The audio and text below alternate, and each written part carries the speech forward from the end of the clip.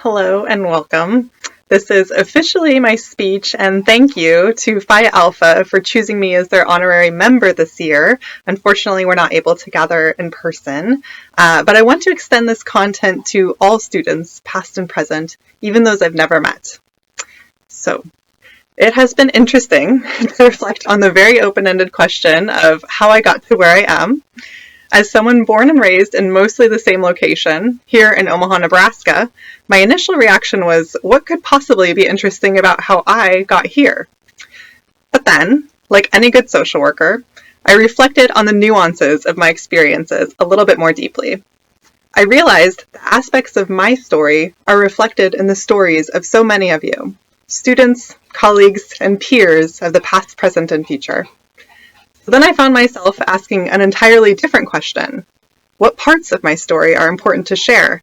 Not just for myself, but for anyone who has ever felt alone, anyone who has ever felt pressure to perform, pretend, or be someone other than their most authentic self, anyone who has struggled to figure out who they even are underneath all of the expectations, the social pressures, the social constructions. I'm not going to focus on the shiny moments of my life in this speech. Instead, I'm going to share with you the very real experiences that shaped my life. The messy parts, the parts where I felt lost, and the parts I'm still working on figuring out. As mentioned, I was born and raised here in Omaha, in Ponca Hills to be specific, on the way outskirts of North Omaha. It was a small community, akin to a small town, and I spent my elementary school days with the same group of 20-some students, all the way from K to 6. As those of you with small town experience well know, it was tough at times. Living surrounded by nature was the best part. Hurtful dynamics of clickiness, bullying, and peer pressure were the worst parts. As someone who's always been a bit shy, sensitive, and socially uncertain, I felt lost in the shuffle, and I had a hard time figuring out who I was in comparison to all of the dynamic personalities I felt surrounded by. Middle school and high school weren't much easier. My parents split and we moved. I got the unique privilege of experiencing 3 different middle schools, and my sense of feeling a bit lost in the shuffle continued. I fell in with a good crowd in high school, a group of really intelligent and motivated peers, and I began finding myself in achievement through the praise, the attention, and the feelings of social connection that I received through getting good grades, being involved, being a model student. The seeds of perfectionism were planted. I felt a lot of pressure to conform, to perform. At the same time, I was struggling. I experienced a sexually abusive relationship and told no one. In fact, I buried that experience in my own subconscious for the next 15 years.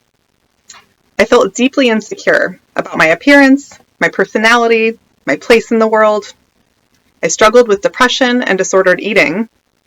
I chose social work as my future major from a deep-seated desire to help others that had always been present within me, but also, I believe now upon reflection, out of a desire to help myself. There's a quote writer and advocate Aisha Siddiqui coined a few years back: "Be the person you needed when you were younger." This echoes as true for me looking back. My college years in my 20s were spent trying to figure out exactly who that person was. I continued trying on the perfectionist identity in school, but it was outside of the classroom where my deepest learning experiences took place.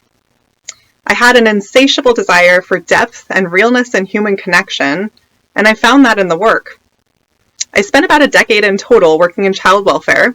As many of you know, my positions ranged from micro to macro, from direct service to policy advocacy to statewide program evaluation. Simultaneously, I sought depth and realness through unpaid roles in what very limited free time I had available as a full-time student who was also working at the time. I volunteered as a court-appointed special advocate for teen and residential care, at an annual summer camp for kiddos separated by the foster care system, and at an ongoing social justice camp for high school students. I took on informal mentors for several youth that I encountered along the way, even having one of my mentees live in my basement on and off as he struggled to find his footing in a society that in many ways had set him up to fail. These experiences connected me to humanity in powerful ways, bringing me closer to that level of depth I had always been seeking. I held witness to more stories of pain, struggle, and hurt than I can count. I shared space with people at their worst and sometimes at their best. I saw the inner workings of trauma firsthand, and I began to understand how all of our upbringings shape and influence the way we experience our relationships, our purpose in life, and the world around us. From a professional lens, I also began noticing flaws in the work I was doing. I saw how sometimes our desire as social workers to help inadvertently leads to harm of our clients and of ourselves. Organizational decisions made based on money rather than human impact potential. Workers set up to fail by the standards and expectations placed upon them, and clients who fell through the cracks. From a policy advocacy standpoint, I also saw what happens after we as advocates and professionals ask our clients to share painfully intimate details of their past. In a society that doesn't offer or teach us the tools we need to process emotions or heal from our past traumas, quite often we're opening wounds that we're not prepared to help people mend. I too found myself experiencing some new personal lows after years of constant productivity, self-sacrifice, and chronic exposure to human trauma. What was true for our clients was also true for me, for many of us. I didn't know how to check in with myself.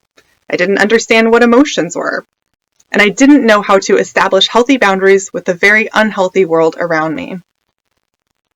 A couple years of therapy, but more so a whole lot of self-guided learning about trauma and healing from its impacts on our brain, body, and consciousness began to turn this around for me. And I found myself questioning whether the ends justified the means, for both me and my clients. Now, I never doubted the importance or the value in trying to make things better, but I did have doubts about whether the ends we were seeking actually would make things better. I had some bigger questions about the inner workings of society. Those of you who've had me in class know that I still do, and I was having a hard time finding answers in any of the environments I was surrounded by. Teaching is where I began to find the answers I was seeking. Now, as a shy, sensitive grown-up version of the shy, sensitive kid I once was, this wasn't ever a pathway I expected to follow. My fear of public speaking ran so deep in high school that on one occasion I very nearly blacked out while presenting in front of an entire classroom. Needless to say, taking on a position where most of my job has been standing in front of a classroom was way outside of my comfort zone. Teaching has pushed me, pulled me, and grown me in ways I never would have anticipated. After all, as they say, outside of our comfort zone is where the magic happens. I now intimately understand this. But it's not the act of teaching or standing in front of a classroom that brought me to this magic. What brought me to the magic is all of you. The connections and relationships I've been able to form with people from so many different walks of life, the incredible honor of having students share with me their stories of deep struggle and of amazing triumph, the opportunities I've had to teach myself through the process of teaching others. Teaching has taught me that when we look inside of ourselves, deep inside of ourselves, we all share the same inner spirit. We all need love. We all need compassion. We all need to know we're not alone. We all need to know we're not less than, that nobody is inherently flawed. Teaching taught me what it means to be human. Words alone fail to communicate the impact these experiences have had upon me, and I just want to take a moment to thank you all for this, even if you never stepped foot into one of my classrooms. From the bottom of my heart, thank you. As many of you know, this is my final semester teaching full-time, and I'll be moving into an adjunct position in the fall as I embark upon my next grand adventure. The road ahead is still a bit uncertain for me, more so now than it was a few months ago, as ideally travel will be involved. But I have made the decision to transition out of a traditional 9-to-5 role and into explorations of what else is possible. In essence, an even deeper dive into those bigger questions about the inner workings of society. Now, there will be lots of opportunities for us to remain connected, so please know that my relationship with all of you and the GASSW can and will continue. This is not goodbye. The truth is that the gifts I've received through teaching have only further amplified the responsibility I feel to be that person I needed when I was younger, that person I still need today, that person I've seen so many other students needing as well. As I wrap up this much longer than anticipated speech, I'd like to share 3 final thoughts about the people we all need at this point in time, both as a true reflection of how I got to where I am, and as a roadway or pathway for any of you who can relate to any aspect of my experience that I've shared here today. First, the people I believe we all need at this time are those who will stand unapologetically in their authenticity, in their vulnerability, and in their imperfections, the things that make them different from the people around them, in recognition that it is these imperfections in which our true gifts as human beings lie. It is time for all of us to role model to one another that emotions are healthy, that struggles with our mental health are a natural response to the unnatural environment around us, and that most of the ways we've been taught humans should be are rooted in systemic oppression and colonialism. It is time to let go of perfection in ourselves and in our expectations of others. It is time to put our human first. Relatedly, and secondly, we need people who recognize the value of prioritizing their selves, those who are investing in growing not just their outer world, but also their inner world, who recognize that we cannot help others do what we ourselves have not yet done. We cannot help others create healthy boundaries if we have not created our own. We cannot teach effective self-care practices if we have not established our own. And we cannot help others heal from the wounds of their past if we have not yet healed from the wounds of ours. And we all have them. These are times when hope is needed, and it is more important than ever for those of us in positions to do so to find the hope within ourselves, because within is where we find the most important answers of all.